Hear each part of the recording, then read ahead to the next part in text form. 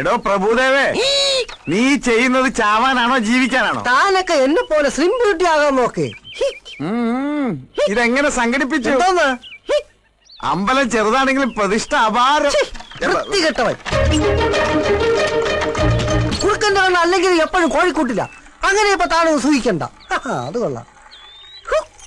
ചേട്ടാ എന്താ കാണാൻ വന്നതാ? അപ്പൊ നീയും കണ്ടോ? കണ്ടു. ഇരിക്കുന്നു. ഒരു കാര്യം ഞാൻ പറഞ്ഞേക്കാം. വെടിമരുന്ന് കുത്തി നിറച്ച 4 അമിട്ട് കുറ്റികളാണ് ഇവിടെ ഉള്ളത്. തീ വേണമെന്നില്ല, വെള്ളം ഒഴിച്ചാലും മതി പൊട്ടിത്തെറിക്കാൻ. പിന്നെ DNA ടെസ്റ്റ് എന്ന് പറഞ്ഞ് ഇവിടെ കൊടി പിടിക്കാൻ വരരുത്, പറഞ്ഞേക്കാം. നിക്ക് ചേട്ടാ, ഞാനൊന്ന് പറയട്ടെ. ഞാൻ പറയുന്ന കേൾക്കാവോ? കേൾക്കാം. കേൾക്കാവോന്ന്? കേൾക്കാം. എന്നോട് ഇഷ്ടമുണ്ടെങ്കിൽ കാവിലെ തെയ്യത്തിനന്ന് രാത്രി വീട്ടിൽ വരണം.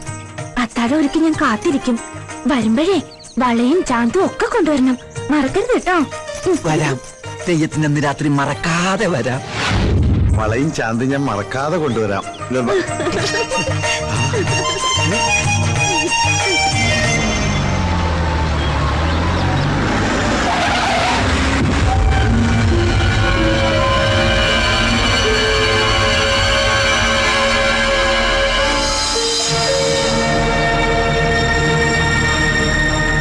ഓരോ ദിവസം കഴിയുന്തോറും ടെൻഷൻ കൂടി വരിക. അന്നത്തെ സംഭവത്തിന് ശേഷം ആയിഷയുടെ വീട്ടിൽ പോകുന്നത് പോലും വിലക്കിയിരിക്കുക. ഇപ്പൊ ഹരീന്ദ്രന്റെ മട്ടുംഭാവൊക്കെ മാറി. നേരിൽ കാണുന്നത് തന്നെ എനിക്ക് പേടിയാ. ഒരാഴ്ചയുള്ളൂ രക്തസാക്ഷി ദിനത്തിന്. അതിനു മുൻപ് എന്നെ രക്ഷിക്കോ? കൊണ്ടുപോകൂ, ഞാൻ ജീവനോടുണ്ടെങ്കിൽ. അവിടെ എന്തോ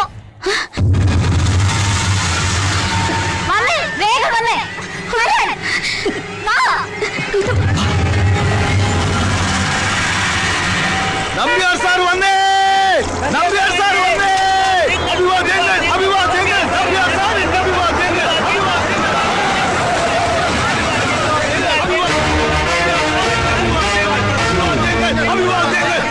സാറൊരു മുന്നറിയിപ്പില്ലാതെ. എന്തായാലും എന്റെ വരവൊരു സർപ്രൈസ് ആയില്ലേ? ഇക്കുറി രക്തസാക്ഷി ദിനത്തിന് എനിക്ക് പങ്കെടുക്കാൻ പറ്റില്ല. അപ്പോ ഇവരുടെ കല്യാണത്തിന് സാറുണ്ടാവില്ലേ? എന്ത് ചെയ്യാനാ, എക്സിക്യൂട്ടീവ് മീറ്റിംഗാ. തനിക്കറിയാവുന്നല്ലേ. ഈ തറവാട്ടിലെ എല്ലാ മംഗളകർമ്മങ്ങളും ഒരു കാരണവരുടെ സ്ഥാനത്തുനിന്ന് നടത്തി തരാറുള്ളത് സാറല്ലേ. അപ്പൊ ഇത് മാത്രം ഞാനില്ലെങ്കിലും എന്റെ അനുഗ്രഹം എല്ലാം ഉണ്ടായിരിക്കും. അയ്യോ അത് പോരാ, ഞാനൊരു കാര്യം തീരുമാനിക്കുക. പോകുന്നതിന് മുമ്പ് കുട്ടികളുടെ മോതിരമാറ്റം സാറ് നടത്തി തരണം. അതെ, തീരുമാനിച്ചു കഴിഞ്ഞു. നാളെ തെയ്യം കഴിഞ്ഞ് മറ്റൊന്ന് ഇവരുടെ മോതിരം മാറ്റം.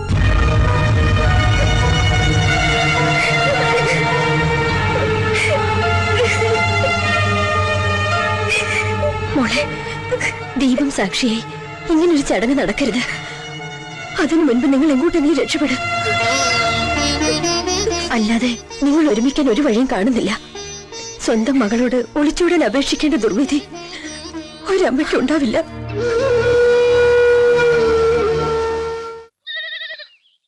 മൃഗജീവികളുടെയും ഇവിടത്തെ മൃഗോദരന്മാരുടെയും ശ്രദ്ധയ്ക്ക് ഒരു സാധാരണക്കാരനെ രക്ഷിക്കാൻ ഒരു പാർട്ടിക്ക് കഴിയില്ല.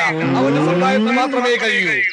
വംശനാശം സംഭവിച്ചുകൊണ്ടിരിക്കുന്ന വിത്തുകാലകളുടെ വികാരപരമായ ആവശ്യങ്ങൾ സംരക്ഷിച്ചിട്ട് മാത്രമേ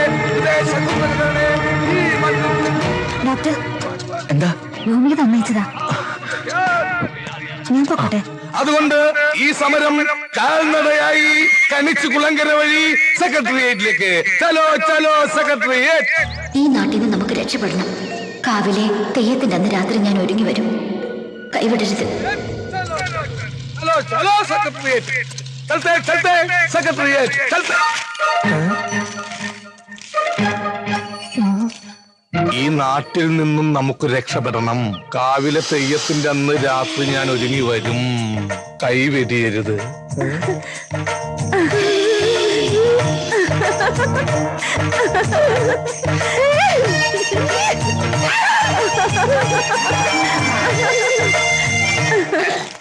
ചില സാങ്കേതിക തകരാറ് മൂലം എന്റെ സെക്രട്ടേറിയറ്റ് യാത്ര കാവിലെ തെയ്യം കഴിയുന്നവരെ മാറ്റിവെച്ചതായി ഞാൻ അസന്നിധമായി അറിയിച്ചുകൊള്ളുകയാണ്. ജയ് കാവിലമ്മ.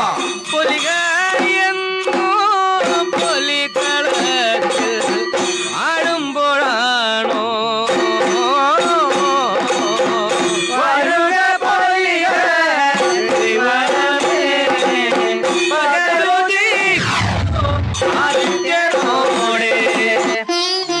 9 മണിയെന്നല്ലേ പറഞ്ഞത്? ആരുടെയും കണ്ണിപ്പെടാതെ രക്ഷപ്പെടണം. കാവിലമ്മ കൂട്ടിനുണ്ടാവും. കാവിലേക്ക് തന്നല്ലേ? എന്തേ വല്ലാത്തൊരു ഒരുക്കം. ഓല അഴിക്കുന്നതിന് മുമ്പെങ്കിലും കാവിലെത്തണം. പാടി. വൈദ്യരെ,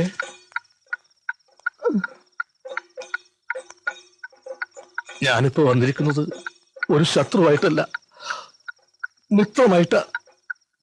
ഇനി ഒരിക്കലും എന്റെ ശല്യം വൈദ്യരക്കുണ്ടാവില്ല. ഒളിച്ചോട്ടം ഒന്നിനും ഒരു പരിഹാരമല്ല. പക്ഷെ ചില കാര്യങ്ങൾക്ക് കൂടിയേ തീരും. ഒളിച്ചോട്ടോ?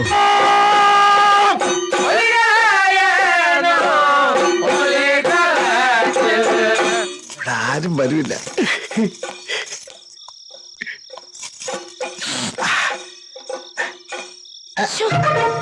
ചേട്ടാ, കുറുമ്പൻ. കുറുമ്പൻ? അതേത് കുറുമ്പൻ?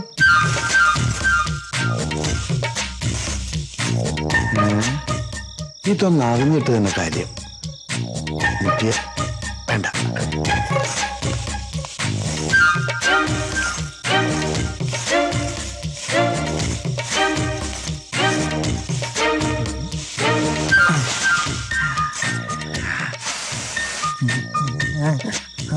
എന്താ ഇത്? കള്ളൻ. ആരോട് ഇവിടെ സംസാരിക്കുന്നത്? പുറകെ പോയി നോക്കാം. വളകളോടെയും ഇങ്ങിതാ അണിയാത്ത വളകൾ ഇതുകൊണ്ട് മിന്നിപ്പിച്ചേക്കണേ.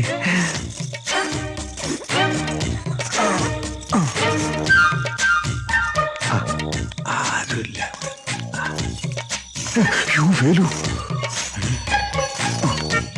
ഇവിടുന്ന് ചേട്ടൻ പോയിട്ട് ചേച്ചിയായിട്ട് വേഗം വരാത്ത.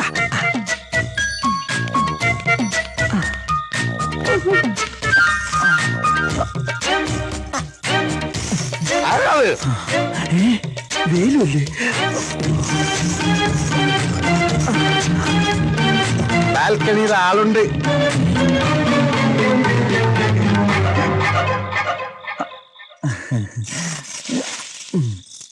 ഇതെന്താ ഇപ്പൊ അതിരാത്രിയിലെ തേന്മാവിൻ കൊമ്പത്ത്? അതെ, ചക്ക വെളുത്താന്ന് നോക്കാൻ വേണ്ടി കയറിയതാ. മാവിലല്ലേ? പിന്നെ പ്ലാറ്റ്ഫോം ടിക്കറ്റിൽ ഏതൊരു തെണ്ടി അകത്ത് കയറിയിരിക്ക. ഞാൻ ഈ ഹൈക്കമാൻഡിൽ കയറി ഒന്ന് നിരീക്ഷണം നടത്താന്ന് കരുതി. നീ എന്താ ഇവിടെ? ഞാൻ ചിട്ടി പിടിക്കാൻ വന്നതാ. തെയ്യം പ്രമാണിച്ചകത്ത് നറുക്കെടുപ്പ് നടക്കിയ. ആണോ? ആ ഭാഗ്യവാൻ ആരാണോ? ഞാനാണ് ആ ഭാഗ്യവാൻ. ചുവന്ന പട്ട് സാരി എടുത്ത് വെള്ള മുല്ലപ്പൂ ചൂടി രത്നക്കല്ല് പതിച്ച സ്വർണ്ണമാല അണിഞ്ഞ എന്റെ രത്നത്തിന്റെ ചുമലിൽ ചേർന്ന് ഇരിക്കുമ്പോ നിന്റെ കെട്ടിയോ ഞാൻ കാലമാറിനാകാൻ എപ്പ കയറി വരുമോ? അതിന് ചേട്ടൻ ഇപ്പൊ വിയൂർ ജയിലല്ലേ? ഓ, അയാൾ ജയിൽ ഇടിഞ്ഞാലും പുറത്തിറങ്ങാതിരുന്നെങ്കിൽ നീ എത്ര ധന്യായാലും ഞാനും. രത്നം, രത്നം, കാള ഓച്ചിറ കാള. ഞാൻ വന്നു. വാതിൽ തുറക്ക്. അവൻ എന്നെ കണ്ടാ നമ്മളെ എല്ലാ ദിവസവും പൊളിയും. ഞാനിപ്പോ എവിടെ ഒന്ന് ഒളിക്കുക. എന്താ വരുന്നോ? വേഗം തുറക്ക്. നിന്റെ വേലു വന്നനാ. അത് കാളേന്. ഇപ്പൊ പുറപ്പെട്ട നേരം വിളിക്കുന്നതും ഓച്ചിറെത്താം. ഓച്ചിറയോ? രത്നം, നിനക്ക് വേണ്ടി എല്ലാം ഉപേക്ഷിച്ചു വന്നവനെ ഞാൻ. ഒടുവിൽ കാലം മാറിയത്. എന്റെ അമ്മോ, ദേ വരുന്ന പുതിയ ചിട്ടിക്കാരൻ. ഇവള് ചിട്ടിയല്ല, ബാങ്കാ. ഇത് സാധാരണ ബാങ്കല്ല, സഹകരണ ബാങ്കാ. 3 പേരെ കൊന്നിട്ട് ജയിലിൽ പോയി തിരിച്ചു വരുന്നുള്ള ഭർത്താവ് പിടിച്ചിരുന്നു. ചേട്ടൻ ജയിലിൽ ചാടി. ചാടിയോ? നീയോ? മിണ്ടണ്ട, തർക്കം വേണ്ട. ഇപ്പൊ നമുക്ക് രക്ഷപ്പെടണം. എന്റെ ഈശ്വര, ചേട്ടന്റെ കണ്ണിപ്പെട്ട വെട്ടിക്കൊല്ലും. ഇതുകൊണ്ട് രക്ഷപ്പെട്ടോളൂ. അയാളെ കൊന്നിട്ടോ? അല്ല, പിന്നെ നിങ്ങൾ ഇയാളെ വെട്ടിക്കൊല്ലാൻ വന്നപ്പോ ഇങ്ങോട്ട് ഓടി കയറിയതാന്ന് ഞാൻ പറഞ്ഞോളാം.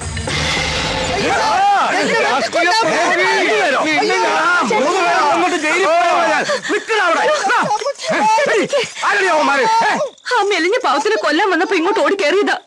ഇനി മുകളിലുള്ളവൻ കാക്കണം.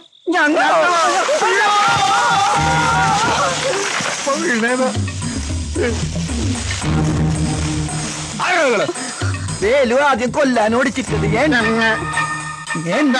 പറഞ്ഞു. ഇവന് പേടിച്ചിട്ട് മരത്തിന്റെ മുകളിൽ കയറി ഒളിച്ചതാ. പക്ഷിയിരിക്കട്ടോളം പൈതലേ, നല്ലവണ്ണം ഭജിച്ചോ കേട്ടോ. നല്ലതേ വരൂ.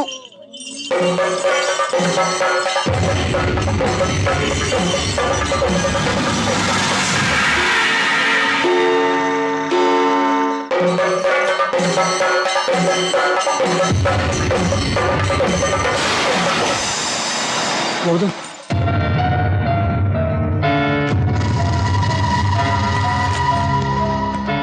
ഞാൻ അറിയാം മുരളി. വാ.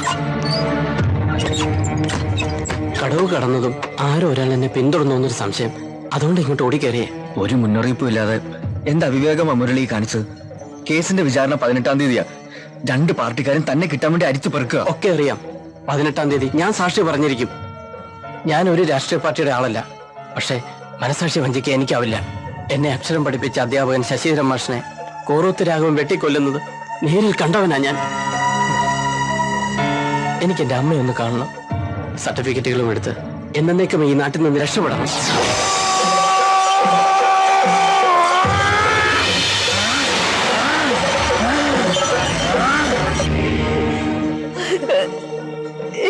ഞാൻ പോട്ടെ അമ്മേ.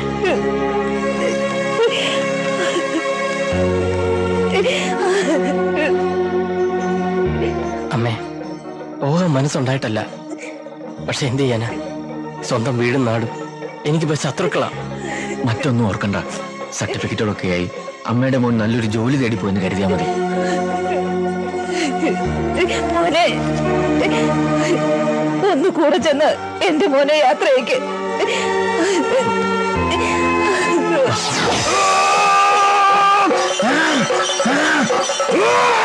താങ്ക്സ്. ഇനി ഞാൻ പൊയ്ക്കൊള്ളാം. 9 മണിക്ക് എന്തോ പ്രോഗ്രാം ഉണ്ടെന്നല്ലേ പറഞ്ഞേ? അതെ. അപ്പൊ എല്ലാം പറഞ്ഞ പോലെ സൂക്ഷിക്കണം. എല്ലാം ശരിയാവും.